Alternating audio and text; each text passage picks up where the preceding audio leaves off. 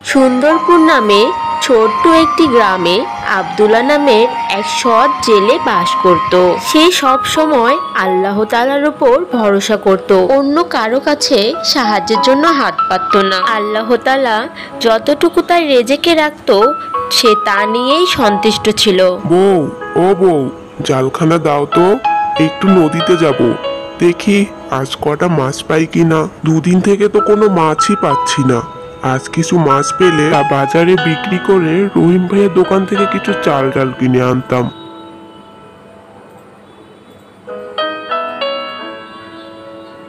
এই নাও তোমার জাল, আজ তাড়াতাড়ি বাড়িতে ফিরে এসো, শরীরটা তেমন ভালো লাগছে না। ঠিক আছে গিন্নি, আমি তাড়াতাড়ি ফিরে আসব। আর যদি বেশি শরীর খারাপ লাগে তাহলে পাশের বাড়ি থেকে চাচিকে ডেকে নিও। আচ্ছা ঠিক আছে। এরপর আব্দুল্লাহ জাল নিয়ে চলল নদীর ঘাটে।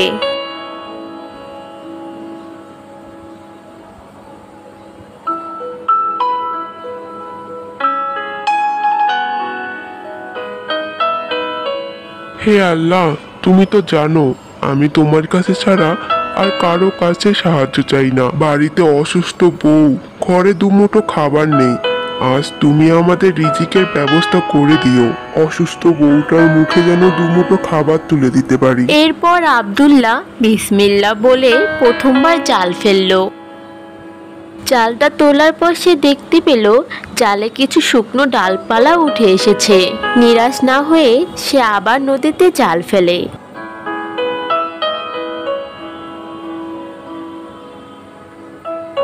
এবার সে জালটা তোলার পর দেখতে পেল ছোট ছোট দুটি ইলিশ মাছ জালে ধরা পড়েছে। আল্লাহ, তোমার রহমতে আজ আমার রিজিকের ব্যবস্থা হয়ে গেছে। যাই, এই দুটো মাছ বিক্রি করে কিছু চাল ডাল কিনে বাড়িতে যাই। মাছ দুটি নিয়ে আব্দুল্লাহ চলল বাজারের দিকে।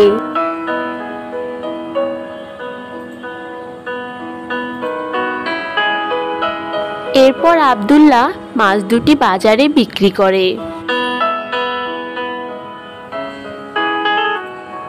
রহিম ভাই, আমাকে 1 কেজি চাল আর 1 কেজি আলু দিন তো। জি ভাই, এক্ষুনি দিচ্ছি। ভাই, আপনার তো কোনো খোঁজই নাই, অনেকদিন পর আসলেন দোকানে। কি করব ভাই, দুদিন থেকে তো নদীতে কোনো মাছই ধরা পড়ছে না, আর হাতে কোনো টাকা কড়িও নেই, তাই আর দোকানে আসা হয়নি। কেন আব্দুল্লাহ ভাই, আপনি তো আমার দোকান থেকে বাকিতেও নিতে পারেন, টাকা হলে না হয় শোধ করে দিবেন। না না ভাই, আমি বাকিতে কোনো খরচ নিব না, যদি টাকা পরিশোধ করতে না পারি। আল্লাহ আমার রেজেকে যেটুকু রেখেছেন আমি তাতেই খুশি। ঠিক আছে ভাই, আমি আপনার চাল আর আলু দিয়ে দিচ্ছি। এরপর আব্দুল্লাহ বাজার করে বাড়ির দিকে চলল।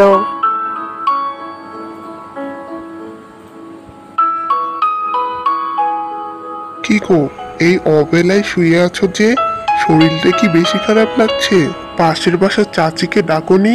না গো, ডাকতে যেতে পারিনি, আমি অনেক অসুস্থ হয়ে পড়েছি, তুমি একটু ডেকে দাও না গো। ঠিক আছে, তুমি শুয়ে থাকো, আমি এক্ষুনি চাচিকে ডেকে নিয়ে আসছি। এরপর আব্দুল্লাহ যায় পাশের বাসার চাচিকে ডাকতে। কিছুক্ষণ পর আব্দুল্লাহ ঘরের বাইরে অপেক্ষা করছে। আব্দুল্লাহ, বাবা কোথায় গেলি? দেখে যা, তোর পুত্র সন্তান হয়েছে।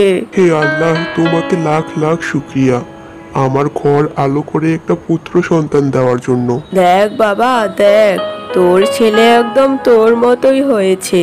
হ্যাঁ চাচি, তাই তো দেখছি। শোন বাবা, বউয়ের শরীর কিন্তু বেশি ভালো না, এই সময় ওকে একটু ভালো মন্দ খাওয়াস। আমি তাহলে আসি বাবা, আবার কোনো দরকার হলে ডাকিস কিন্তু। আচ্ছা চাচি, ঠিক আছে।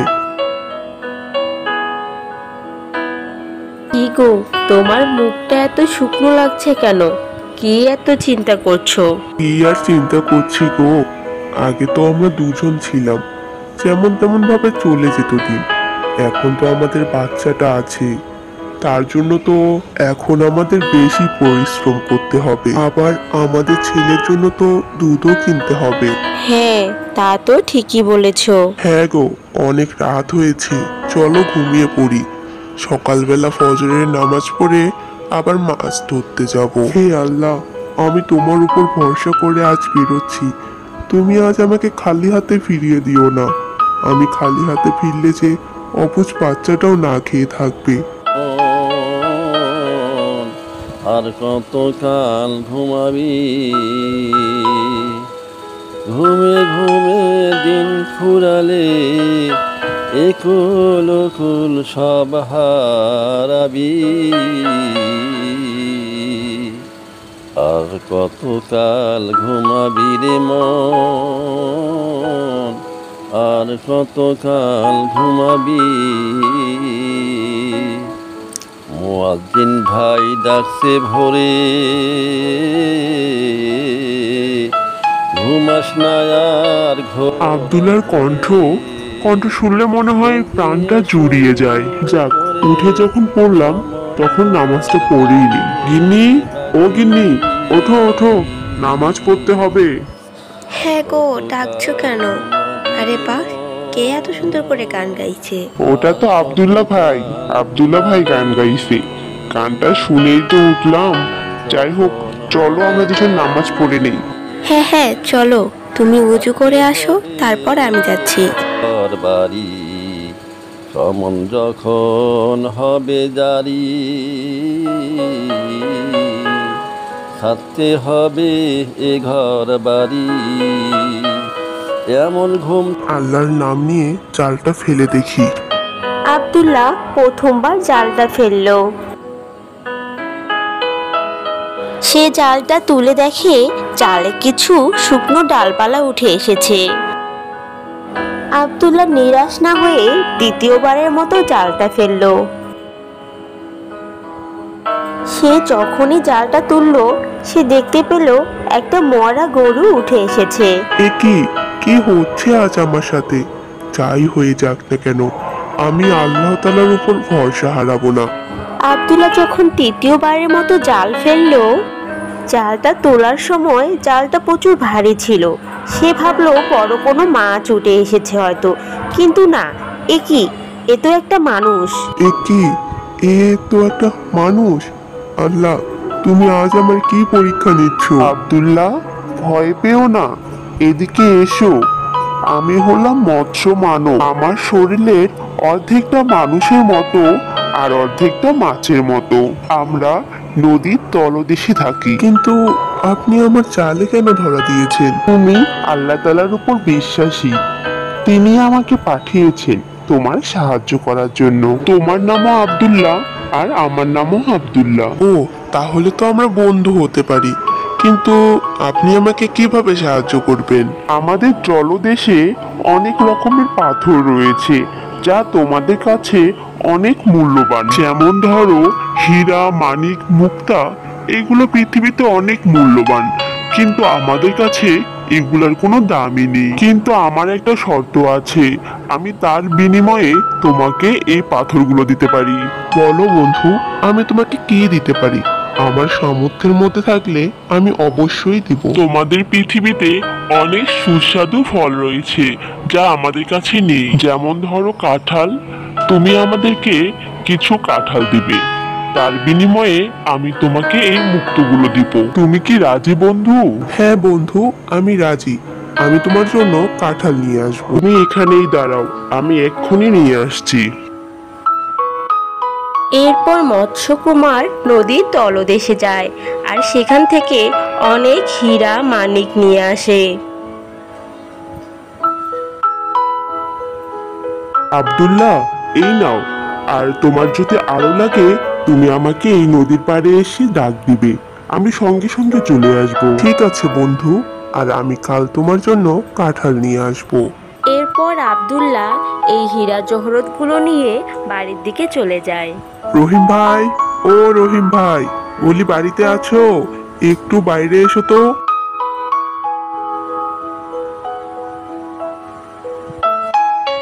কি ভাই, এত মূল্যবান হীরা জহরত? হ্যাঁ ভাই, নাও নাও, এখান থেকে তুমি কিছু নিয়ে নাও। কি এতগুলো হীরা জহরত কোথায় পেলে তুমি? আমাকে আব্দুল্লাহ ভাই দিয়ে গেল। আমরা যদি সারা জীবন বসে খাই তাও শেষ হবে না। আব্দুল্লাহ ভাইয়ের মন অনেক বড়, তাই আমাদের এত মূল্যবান পাথর দিয়েছে। চলো চলো, তাদের জন্য আমরা কোনো খাবার নিয়ে যাই। ঘরে একটা ছোট্ট বাচ্চা, তার উপর দুদিন থেকে তারা না খেয়ে আছে। চলো চলো গিন্নি, গিন্নি দেখো কি নিয়ে এসেছি। এ কি এত দামি পাথর, তুমি কোথায় পেলে এগুলো? এরপর আব্দুল্লাহ সব ঘটনা খুলে বলল। হ্যাঁ গো, এগুলো সব আল্লাহ তাআলা তোমার সততার পুরস্কার দিয়েছেন। বাচ্চাটা তো দুধের জন্য কান্নাকাটি করছে, আর ঘরেও তো কোনো খাবার নেই। আর চিন্তা করতে হবে না ভাবি, আমরা রান্না করে খাবার নিয়ে এসেছি। রহিম ভাই, আপনি আমাদের অনেক উপকার করলেন। আব্দুল্লাহ ভাই যে আমাদের উপকার করেছে, এই উপকার আমরা কোনোভাবেই শোধ করতে পারবো না। ভাই বলছি, আমাকে কিছু টাকা দিয়ে উপকার করবে? এগুলো বিক্রি করে আমি তোমার টাকা শোধ করে দিব। হ্যাঁ ভাই, অবশ্যই। এরপর রহিমের কাছে কিছু টাকা নিয়ে আব্দুল্লাহ কিছু কাঁঠাল কিনে নদীর পাড়ে হাজির হয়। বন্ধু, ও বন্ধু, শুনতে পাচ্ছ আমার কথা? বন্ধু, তুমি এসেছো? হ্যাঁ বন্ধু, এই দেখো তোমার জন্য কাঁঠাল নিয়ে এসেছি। মৎস্য মানবেরা তার কিছু সঙ্গী নিয়ে কাঁঠালগুলো নিয়ে জলের তলদেশে চলে যায়, আর আব্দুল্লাহ আরো কিছু মূল্যবান পাথর নিয়ে বাড়িতে চলে আসে।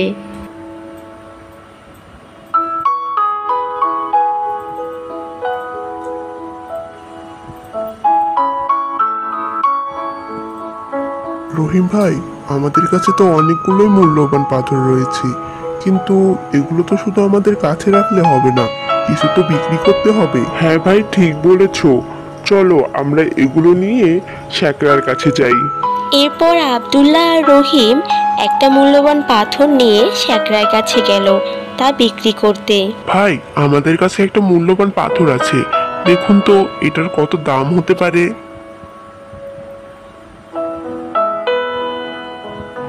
কি, এটা তো অনেক মূল্যবান পাথর। এই পাথর এরা কোথায় পেল? এটা আমি আমার কাছে রেখে দেব, আর এদেরকে চোর অপবাদ দিতে হবে। এটা তো আমার পাথর, তোমরা এই পাথর কোথায় পেয়েছো? এই কে কোথায় আছো? এদেরকে বাঁধো। চোর এরা। এই পাথরটা কিছুদিন আগেই আমার বাড়ি থেকে চুরি হয়েছে। কিছু বুঝে ওঠার আগেই আব্দুল্লাহ এবং রহিমকে একটি খুঁটির সাথে তারা বেঁধে ফেলে, আর সবাই তাদেরকে চোর চোর বলতে থাকে।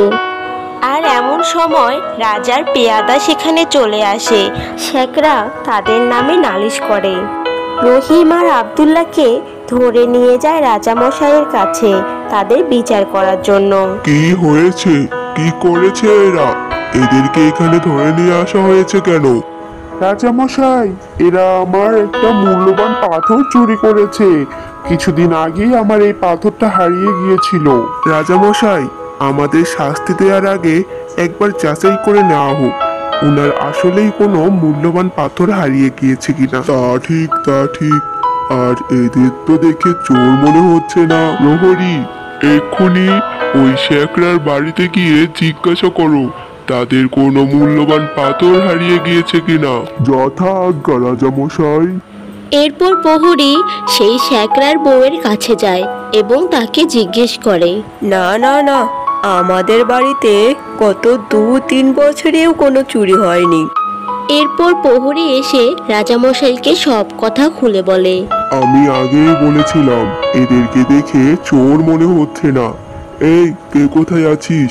এক্ষুনি এই শেখরাকে কারাগারে নিক্ষেপ কর। মাত্র এই একটা পাথরের লোক সামলাতে পারলে না?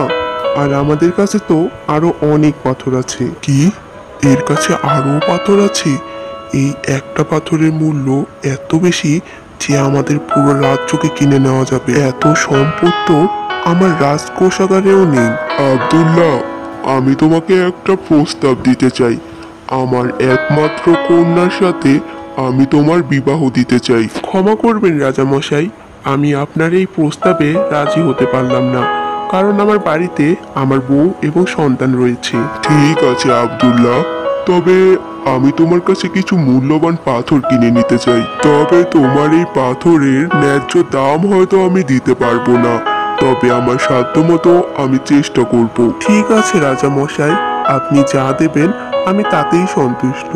দোয়া করবেন যেন আমি স্ত্রী সন্তান নিয়ে সুখে থাকতে পারি।